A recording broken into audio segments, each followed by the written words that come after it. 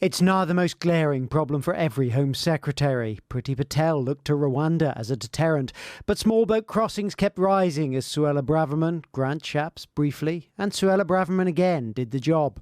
James Cleverly couldn't quite stop the boats. Yvette Cooper didn't quite smash the gangs. And now Shabana Mahmood wants to fix the asylum system. To the British public who foot the bill, the system feels out of control and unfair. It feels that way because it is. There will never be a justification for the violence and racism of a minority. But if we fail to deal with this crisis, we will draw more people down a path that starts with anger and ends in hatred. As part of the proposed asylum reforms, refugee status would become temporary. There would be no automatic right to family reunion, and it would take 20 years, not 5, to achieve permanent settled status. Rejected claimants would be allowed just one appeal, not many. Reluctant countries would be pressured into accepting returns, and refugees would be required to return home if their home countries are deemed to have become safe. I am pleased that she is bringing forward measures to crack down on illegal immigration. It's not enough, but it is a start, and it's also a change. It's a change from her previous position. The truth is, Labour's own backbenchers do look like the main opposition to these proposals. It's hard to know where to begin when so much of what has been announced flies in the face of decency and compassion. People want to see strong and fair immigration systems, but with no cruelty. Do you think these reforms are cruel? I think there are elements where people may accuse them of being cruel. But the Home Secretary reacted angrily to a suggestion that she was being divisive. Acknowledging the challenges facing our nation is one thing, but stoking division by using immoderate language is quite another. I am the one that is regularly called a and told to go back home. It is I who knows through my personal experience and that of my constituents just how divisive the issue of asylum has become. Meanwhile, some of the support for these proposals is almost guaranteed to make Labour MPs feel more uncomfortable.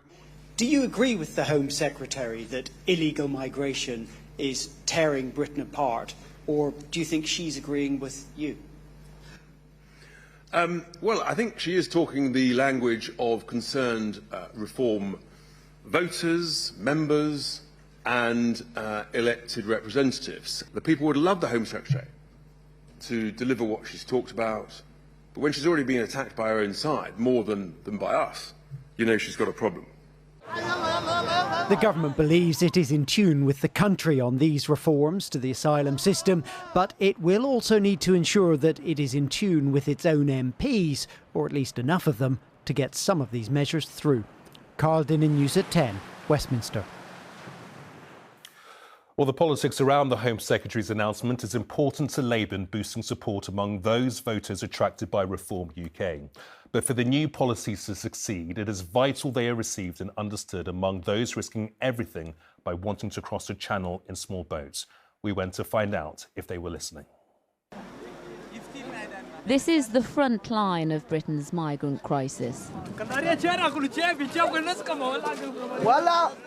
where the hustle for food and the huddle for warmth is getting more desperate in northern France as winter draws in. And these people prepare themselves and wait for the weather to change to make the next stage of their journey. You came together, you travelled together? Yes. Shahab is a movie actor from Iran and has been in France for a month. Why don't you stay in France? Why the UK? Safety. UK is safety for me. What happened to your leg? The police broke it. So the French police injured you? Yes. The fear of staying is often greater than the fear of leaving for many of those on the long march to England. We know England is a better place to live. We want to live like just normal person, have a normal life, just make England proud. Yes, this is my mother. Washeen introduced me to his mum, his dad and 10-year-old brother. They arrived from Iran 2 days ago. Why don't you stay in France? It's easier to understand English, to learn English, and we have relatives and friends in England. Despite the bleakness of their situation, they remain undeterred. Today, the government in the UK are announcing changes to the rules to make it harder for people like you to get to the UK. I know. Does that change your mind? Yes, I know, but I don't care because I'm just going for work here. You're not coming. You are not. You like that? Shut up. Dissatisfied with the politics surrounding small boats, some are taking matters into their own hands. Yeah? You. That's what I say. This is the leader of UKIP, Nick Tenconi, on a visit to Calais. And charities say visits by UK far-right groups are increasing here. We are afraid for the people. They face police violence, they face awful living conditions, and then there is also like the threat of a violent attack from the far right. They have so threatened against our teams, against NGOs on the ground here in Calais and Dunkerque. The hostilities that come with this life are most definitely growing.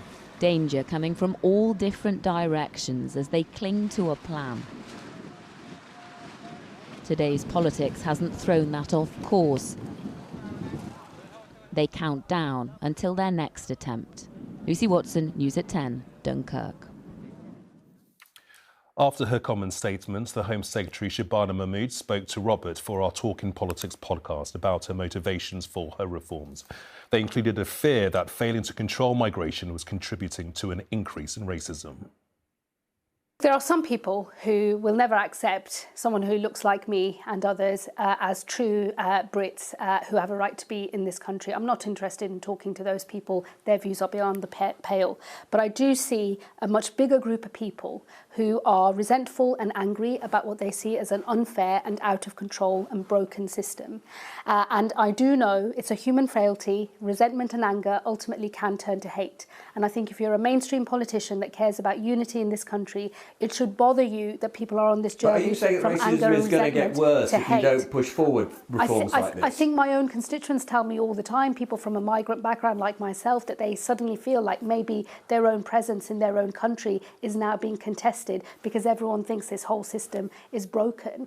It's why I describe it personally as a moral mission for me, given who and what I am and the experiences of my own family, to set this system to right, to fix the broken system, and in doing so to unite the country, but also to retain public consent for having an asylum system at all, because I do think that that is at risk if we carry on as we are. Nigel Farage has tonight said that he thinks you're auditioning to join Reform, but realistically what you're proposing is not going to woo hardcore Reform voters, and you are going to alienate a lot of people on the left. Actually, politically, this is not smart, is it? Well, firstly, Nigel Farage can keep his opinions to himself. He can frankly sod off. I'm not interested in anything that he has to say. I'm not making a political calculation here. I'm not making an election calculation here. And Robert is here. So, Robert, will this overhaul of the system work? So there are three aspects of this. We've seen tonight opposition from Labour MPs, but I think the government will get these controversial proposals through. It's not surprising that Labour MPs are anxious about them. As I said to the Home Secretary, these aren't really core Labour values that she seems to be pushing. But, you know, they are worried about the appearance of disunity, so I do think she'll just about get these controversial reforms through. There's a second issue about will they significantly reduce the numbers coming over here? Well, you know, if word goes around, particularly among the gangs, that somehow it's going to be a much harder life for people who come here from abroad seeking asylum, maybe numbers will drop in the longer term. In the short term, actually, frankly, there may be a surge as people try to get here before the reforms come into place. And then there's just this issue about whether it's the pull factor or the push factor that means we're getting these large numbers of asylum seekers. Frankly, if there's incredible destabilisation in, you know, other parts of the world, and we're seeing awful tragedies everywhere at the moment, of course there will be further surges, even if the UK doesn't look such an attractive place. Then there's finally this political point, which I talked to the Home Secretary about at the end. Will this woo many Reform supporters?